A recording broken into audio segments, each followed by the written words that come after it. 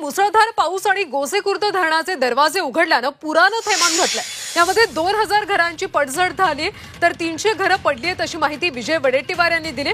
शेतीसह घरांचे पंचनामे करावेत अशी मागणी वडेट्टीवार यांनी राज्य सरकारकडे केली। मुसळधार पाऊस आणि गोसेखुर्द धरणाचे दरवाजे उघडल्यामुळे पुरानं थैमान घातल्याचं पाहायला मिळतं। यामध्ये तब्बल 2000 घरांची पडझड झाली तर 300हून अधिक घरं पडली आहेत अशी माहिती विरोधी पक्षनेते विजय वडेट्टीवार यांनी दिली। त्यामुळे शेतीसह घरांचे पंचनामे करावेत अशी मागणी त्यांनी केली। गोसेखुर्दच्या धरणाचे दरवाजे उघडल्यामुळे हजारो हेक्टर जमीन पाण्याखाली गेलेली आहे। आता माझ्या माहितीप्रमाणे दोनही जिल्ह्यात